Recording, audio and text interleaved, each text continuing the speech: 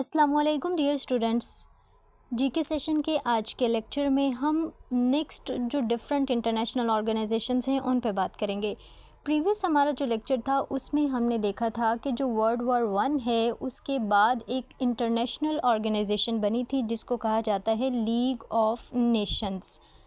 League of Nations बनी, treaty of Versailles जो है वो साइन की गई, लेकिन उसके बाद भी जो है वो सिचुएशन ऐसी हुई, इकोनॉमिक डिप्रेशन आया जिसकी वजह से जो है दुनिया में एक और ग्रेट वॉर देखी गई जिसे क्या कहा जाता है वर्ल्ड वॉर 2। तो आज का लेक्चर जो है हम अपना वर्ल्ड वॉर 2 से स्टार्ट करते हैं। वर्ल्ड वॉर 2 को बिगेस्ट और डेडलीस्ट वॉर कहा जाता है। डेडलीस्ट वॉर इस वजह से कहा जाता है कि इसमें जो कैजुअलिटीज़ थी, जो डेथ्स थी वो बहुत ज़्यादा हुई थी। वर्ल्ड वॉर 1 में भी हमने देखा कि हमारे पास मोर देन 8 मिलियन जो थे वो मिलिट्री पर्सनल्स और 6.6 मिलियंस जो थे सिविलियंस, उनकी डेथ हुई थी। लेकिन वर्ल्ड वॉर 2 में जो डेथ्स थी वो बहुत ज़्यादा थी, इस वजह से वर्ल्ड वॉर 2 को डेडलीस्ट वॉर कहा जाता है। वर्ल्ड वॉर 2 का अगर हम ड्यूरेशन देखें तो ये 1939 से लेके 1945 तक रही। वर्ल्ड वॉर 1 का हमने देखा 1914 से लेके 1918 तक का ड्यूरेशन था इसका। जिस तरह से वर्ल्ड वॉर 1 में 2 ग्रुप्स थे जिनके दरमियान ये वॉर लड़ी गई थी, बिल्कुल इसी तरह से वर्ल्ड वॉर 2 में भी एक ग्रुप था जिसको अलाइज या फिर अलाइड पावर्स कहा जाता था। दूसरा हमारे पास था एक्सिस पावर्स। वर्ल्ड वॉर 1 में ये ग्रुप सेंट्रल पावर्स के नाम से जाना जाता था, लेकिन वर्ल्ड वॉर 2 में इसका नाम था एक्सिस पावर्स। अब अलाइड पावर्स में हमारे पास जो कंट्री थी वो USA, UK, USSR, China, Australia और कनाडा, जबकि एक्सिस पावर में हमारे पास जर्मनी, इटली, जापान।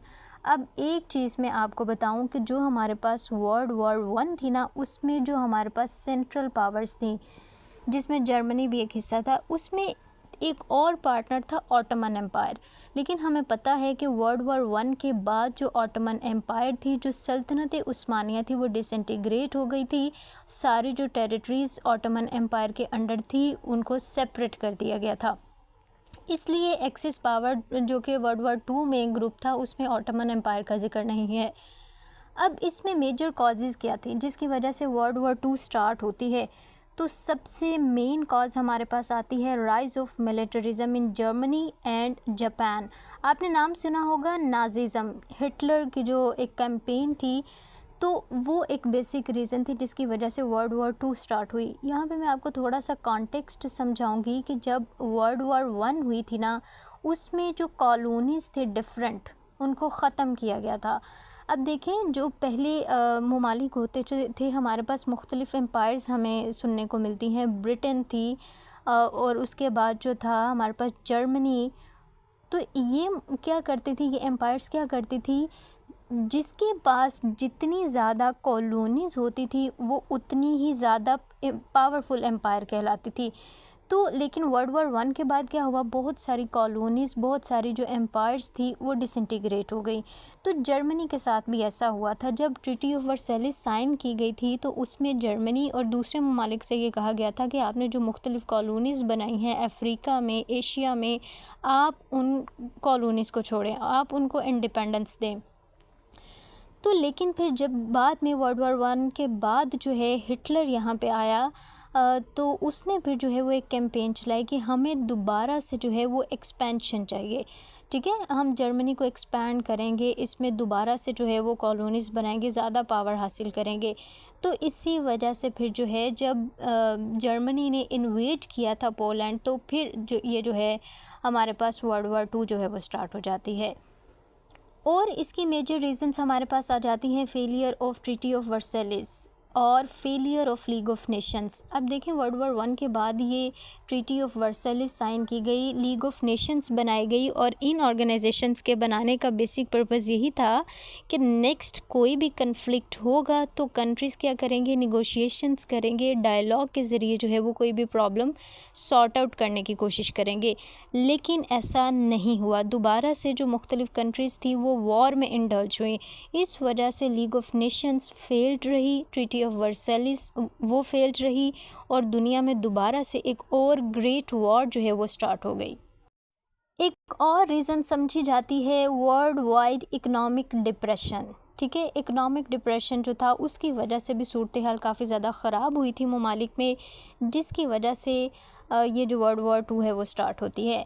अब ये स्टार्ट कब हुई? जब हिटलर ने इन्वेड किया पोलैंड, और ये कब इन्वेजन होती है? सितंबर 1939 में, और तब से ही जो है वो वर्ल्ड वॉर टू स्टार्ट हुई।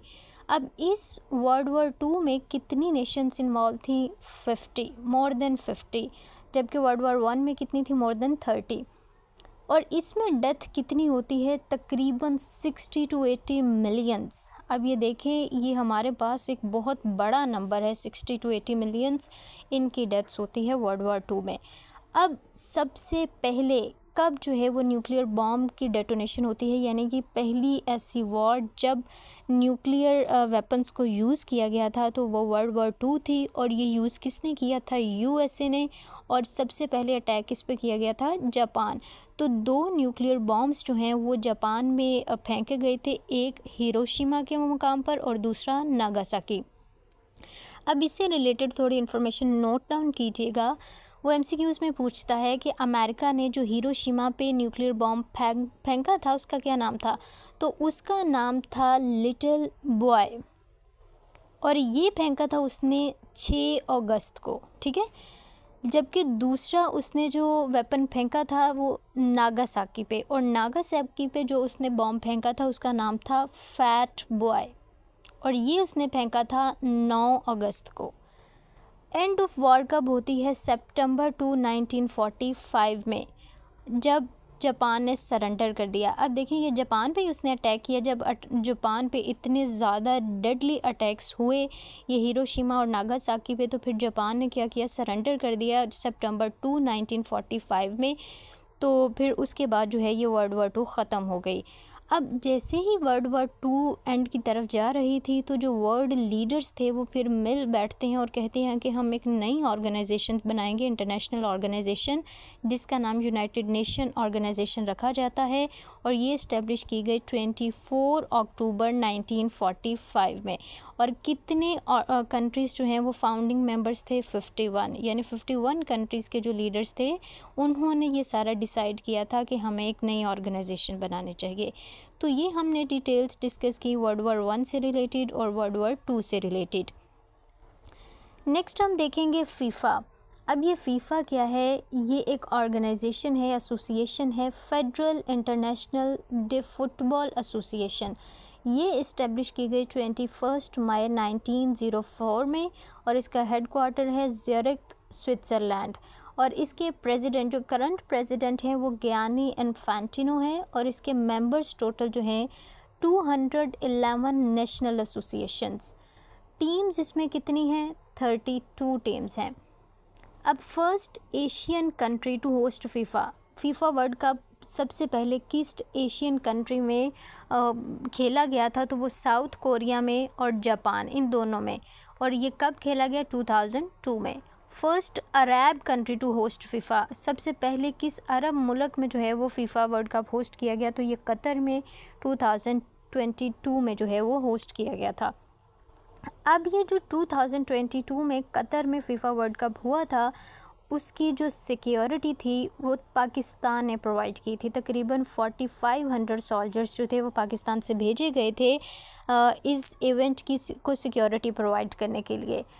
और इस वर्ल्ड कप में जो हमारे पास फ़ुटबॉल यूज़ किया गया था वो भी पाकिस्तान से ही बनकर गया था। इस वर्ल्ड कप का विनर अर्जेंटीना था और रनर अप फ्रांस। अर्जेंटीना ने ये इवेंट जो है वो 3rd टाइम ये टाइटल जीता है, और ये 36 साल बाद उसने अपना 3rd टाइटल जीता है। प्रीवियस जो टाइटल उसने विन किया था, यानी 2nd टाइटल, वो उसने 1986 में विन किया था, और ये 3rd टाइटल उसका 2022 में उसने विन किया। टोटल गोल्स जो इस फीफा वर्ल्ड कप में स्कोर किए गए थे वो 172 थे। बेस्ट प्लेयर मेसी को डिक्लेयर किया गया, और उसको जो प्राइज़ दिया गोल्डन बॉल विनर। कंट्री जिसने 3rd पोजीशन हासिल की थी वो क्रोएशिया, और जिसने 4th पोजीशन हासिल की थी वो मोरक्को। नेक्स्ट हमारे पास कुछ और वर्ल्ड ऑर्गेनाइजेशन हैं। सबसे पहले इसमें आ जाती है आसियान। आसियान जो है association of south east Asian Nations.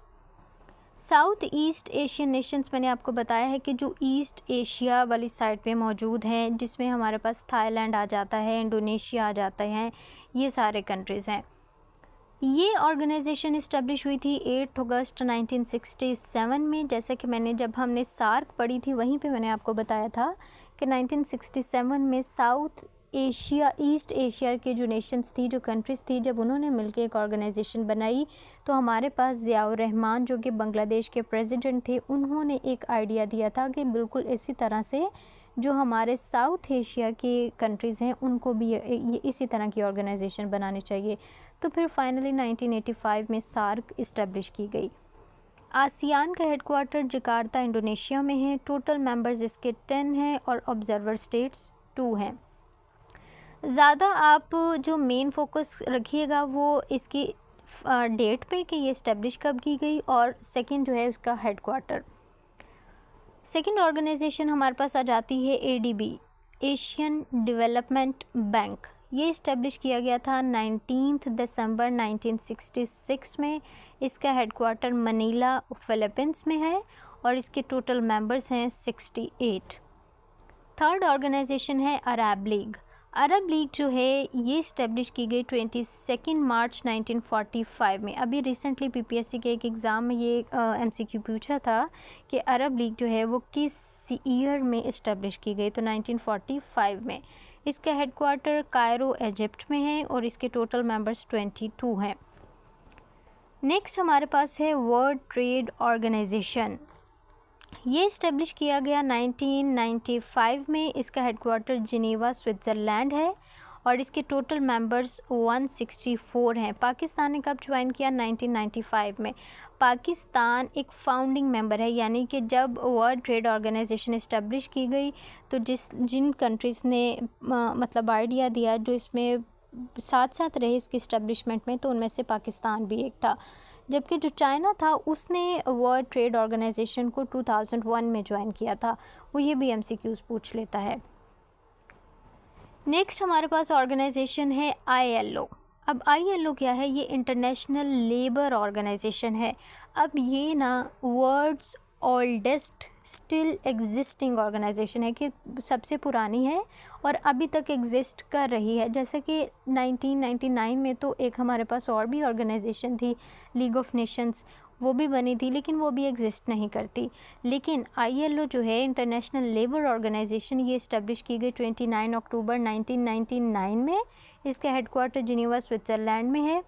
लेकिन जब 1945 में हमारे पास UNO इस्टेब्लिश हुई तो ILO जो है वो इसका पार्ट बन गई। ठीक है, मेंबर्स इसकी टोटल हैं 186 और पाकिस्तान ने कब इसको ज्वाइन किया? 31 अक्टूबर 1947 में। ये भी याद रखिएगा।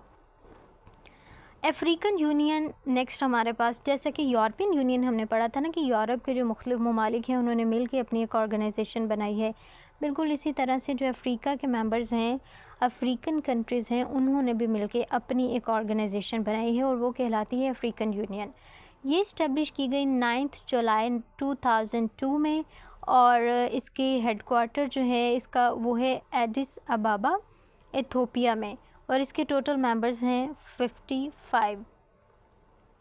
नेक्स्ट हमारे पास जो ऑर्गेनाइजेशन है वो है इंटरनेशनल एटॉमिक एनर्जी एजेंसी।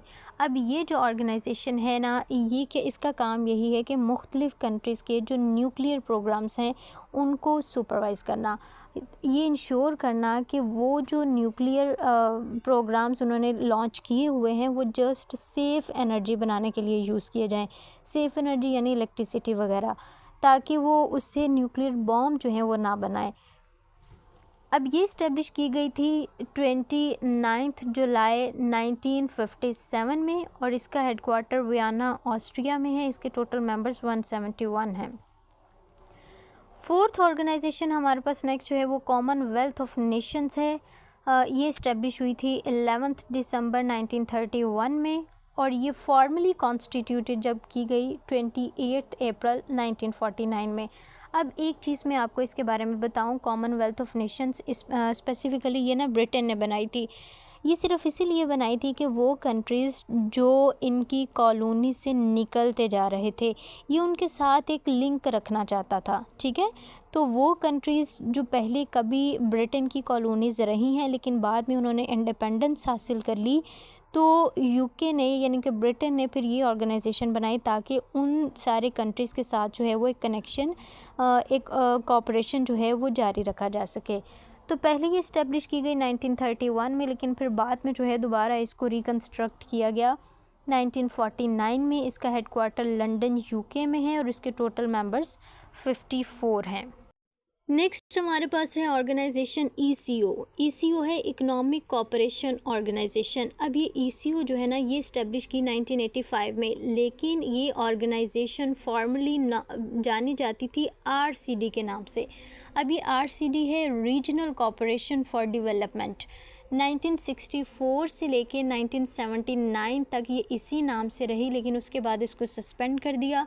लेकिन दोबारा से फिर वही मेंबर जो RCD का हिस्सा थे स्पेसिफ़िकली ईरान, पाकिस्तान और टर्की, इन्होंने फिर मिल के जो है वो ECO दोबारा से बनाई। ईरान, पाकिस्तान और टर्की इसके फाउंडिंग मेंबर्स हैं, लेकिन करंटली इसके टोटल 10 मेंबर्स हैं। डिफरेंट जो हमारे पास सेंट्रल एशियन रिपब्लिक्स हैं, फिर उन्होंने भी जो है वो ECO को ज्वाइन किया। इसके हेडक्वार्टर जो है वो तेहरान, ईरान में है। नेक्स्ट हमारे पास जो है ऑर्गेनाइजेशन वो है NAM, नॉन अलाइंड मूवमेंट। ये इस्टेब्लिश की गई थी 1961 में। अगर आप थोड़ी हिस्ट्री रिकॉल करें तो ये वो इरा था जब दुनिया में कोल्ड वॉर चल रही थी।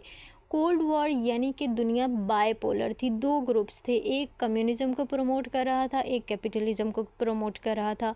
और दोनों ग्रुप्स यानी कि USSR जो USA है, उनकी यही कोशिश थी कि वो ज़्यादा से ज़्यादा कंट्रीज़ को जो है वो अपने साथ मिलाएं, अपनी आइडियोलॉजी जो है उसको एक्सपैंड करें।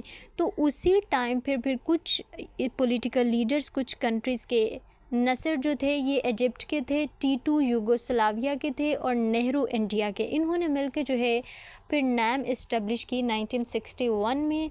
और ताकि जो है वो लोग दूसरे ममालिक इस NAM को ज्वाइन करें और डिक्लेयर करें कि हम किसी ग्रुप का हिस्सा नहीं है, ना हम USSR की तरफ जाएंगे ना हम USA की तरफ जाएंगे, बल्कि हम न्यूट्रल रहेंगे और सारे कंट्रीज़ के साथ जो है वो एक कोऑपरेशन बिल्ड करेंगे। तो करंटली NAM के मेंबर्स कितने हैं? 120। और पाकिस्तान ने NAM को कब ज्वाइन किया? 1979 में। लास्ट में हम पढ़ेंगे ब्रेटन वुड्स सिस्टम के बारे में। अब ब्रेटन वुड्स सिस्टम जो है इसमें दो हमारे पास ऑर्गेनाइजेशंस आ जाती हैं, दो इंस्टीट्यूट आ जाते हैं। एक वर्ल्ड बैंक है और दूसरा IMF है। IMF international monetary fund. World bank जो है ये भी इस्टेब्लिश किया 1944 में। बेसिकली जब हमारे पास वर्ल्ड वॉर 2 हुई ना, तो यूरोप जो है वो तकरीबन बिल्कुल तबाह हो चुका था, उनकी इकॉनमी बिल्कुल तबाह हो चुकी थी। तो फिर USA ने ब्रेटन वुड्स सिस्टम दिया ब्रेटन वुड कॉन्फ्रेंस के दौरान और कहा कि हम वर्ल्ड बैंक और साथ में IMF जो है ये दो इंस्टीट्यूशंस बनाएंगे। वर्ल्ड बैंक का काम ये है कि वो मुख्तलिफ ममालिक में डेवलपमेंटल काम के लिए, यानी कि जो इंफ्रास्ट्रक्चर वगैरह बिल्ड करना होता है उसके लिए आपको फाइनेंसेस प्रोवाइड करेगा, लोन वगैरह देगा, एड वगैरह देगा। जबकि IMF का ये काम था कि जो ममालिक की इकॉनमी जो है उसको स्टेबलाइज़ करने के लिए IMF आपको लोन देगा। तो बेसिकली ये सिस्टम इंट्रोड्यूस करवाया गया था कि यूरोप जो है उसके मुख्तलिफ जो कंट्रीज़ हैं जो वर्ल्ड वॉर 2 में बिल्कुल तबाह हो चुके हैं, वहाँ पे इंफ्रास्ट्रक्चरल डेवलपमेंट करना और वहाँ पे उनकी इकॉनमी को थोड़ा सा स्टेबलाइज़ करना। तो वर्ल्ड बैंक इस्टेब्लिश हुआ 1944 में और फॉर्म प्रॉपरली जो है फिर इसकी फंक्शनिंग कब स्टार्ट हुई? 1945 में। इसका हेडक्वार्टर कहाँ है? वाशिंगटन DC में। टोटल मेंबर्स 189 हैं। पाकिस्तान ने कब ज्वाइन किया इसको? 11 जुलाई 1950 में। IMF जो है ये भी इस्टेब्लिश हुई 27 दिसंबर 1945 में। इसका भी हेडक्वार्टर वाशिंगटन DC में है। इसके टोटल मेंबर्स 190 में हैं, 90 हैं और पाकिस्तान ने इसको ज्वाइन किया था 11 जुलाई 1950, यानी कि पाकिस्तान ने एक ही दिन वर्ल्ड बैंक और IMF दोनों को ज्वाइन किया था।